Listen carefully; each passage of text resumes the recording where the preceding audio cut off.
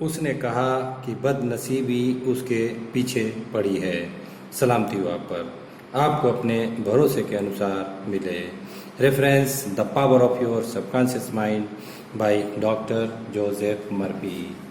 काम शुरू किया काम शुरू किया तो जुबां पे दर्द भरी दास्तां चली आई। घाव को कुरेदने वाले, गम के पल को बसाने वाले, बुरी यादों को चार्ज करने वाले, क्यों कहते हो बदनसीबी लेकर यहाँ चली आई। चैप्टर 18।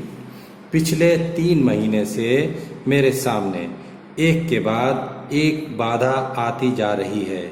मुझे सचमुच लगता है कि बदकिस्मती मेरे पीछे पड़ी है। रुथ भी एक कंपनी की फाउंडर थी, जो प्रोफेशनल के लिए बिल्डिंग और रिकॉर्ड कीपिंग का काम करती थी। उसकी कंपनी पहले तो बहुत सफल थी, फिर कुछ हो गया और हालात बदल गए। डॉक्टर मर्फी कहता है, मुझे समझ में नहीं आता है। उसने मुझसे कहा, अचानक ऐसा लगता है जैसे जो दरवाजे मेरे लिए खुल रहे थे वे सभी अब कसकर बंद हो चुके हैं। मैं बार बार संभावित ग्राहकों से साइन कराने के करीब पहुंच जाती हूं, फिर आखिरी मिनट पर वे पीछे हट जाते हैं। क्या हो रहा है? आपको यह समस्या कब से आ रही है? डॉक्टर मर्फी ने पूछा। जैसे मैंने कहा, लगभग 3 महीने से, उसने जवाब दिया। अप्रैल के बीच से। डॉक्टर मर्फी कहता है कि पूरी ख्वाहिश से मैंने पूछा, आपको तारीख के बारे में इतना यकीन कैसे है? क्या उस समय कोई ख़ास चीज़ हुई थी? उसने त्योरी चढ़ाई और मेरा यकीन माने, मैं एक डेंटिस्ट को ग्राहक बनाने की कोशिश कर रही थी। मैं उसका नाम नहीं लूँगी, लेकिन अगर आपने अपने बच्चे के दांत में तार लगवाए हों तो आप शायद उसे जानते होंगे। मैंने सब कुछ साफ साफ बता दिया। मैंने उसे बताया कि अगर मेरी कंपनी उसका सारा कागजी काम संभाल लेगी तो उसका कितना समय, मेहनत और पैसा बचेगा। उसे इस बात में समझदारी दिखी और उसने मौखिक रजामंदी दे दी। लेकिन जब मैंने उसे डाक से असाइनमेंट एग्रीमेंट भेजा तो पहले तो उसने आनाकानी की, फिर पीछे हट गया। मैं आग बबूला थी और उसके बाद मैंने पूछा। उसके बाद यह बार बार होने लगा। रुथ ने कहा, एक पल के लिए उसने अपनी आंखें ढक ली। बदकिस्मती मेरे पीछे पड़ी है, कोई दूसरा कारण ही नहीं है। डॉक्टर मर्फी कहता, हाँ है। मैंने उसे कहा।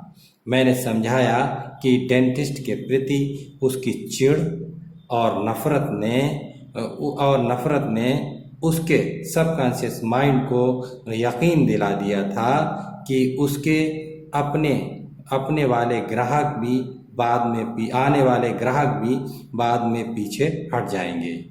इस विश्वास ने कुंठा, दुश्मनी और बाधाओं का पैटर्न बना दिया। उसने अपने मन में आखिरी मिनट में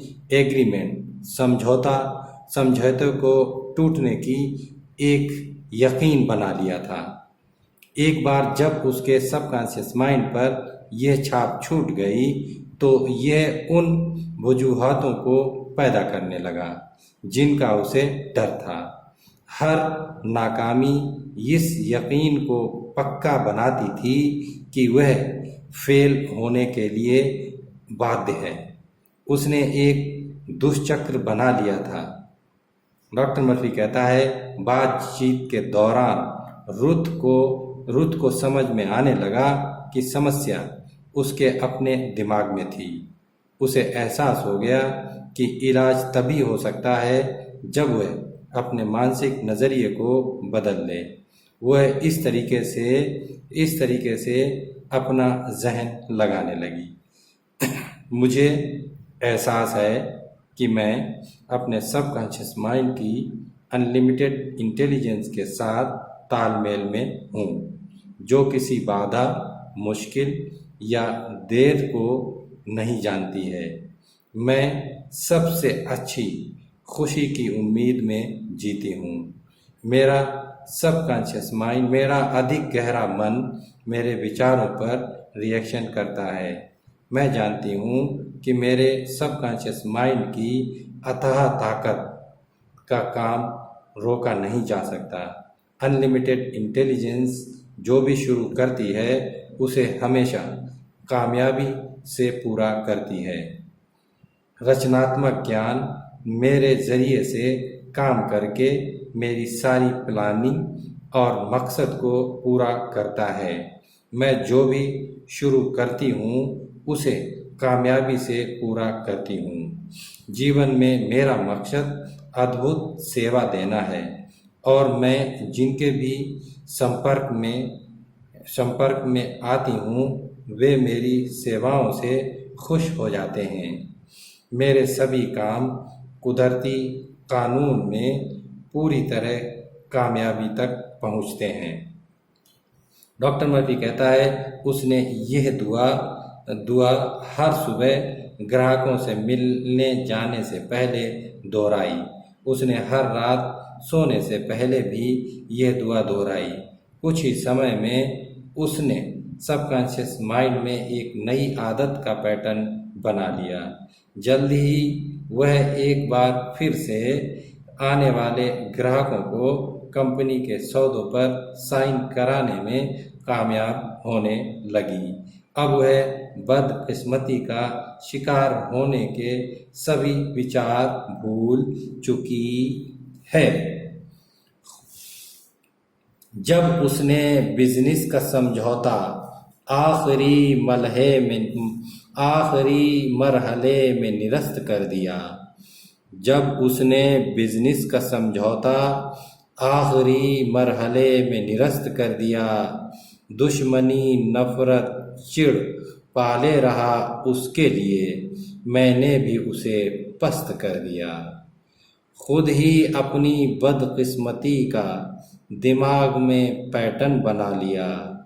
अपने काम में कामयाब होते रहे लेकिन लास्ट मोमेंट में फेल होने का डर दिल में बसा लिया। नाकामी का कुचक्र तेरी असफलता के विश्वास को सच साबित कर देगा। नाकामी का कुचक्र तेरी असफलता के विश्वास को सच साबित कर देगा। बदल डालो कड़वे विश्वास को, वरना ये जीवन में बदनसीबी भर देगा। Thanks to Dr. Joseph Murphy. Thanks to listeners. Thanks to everyone.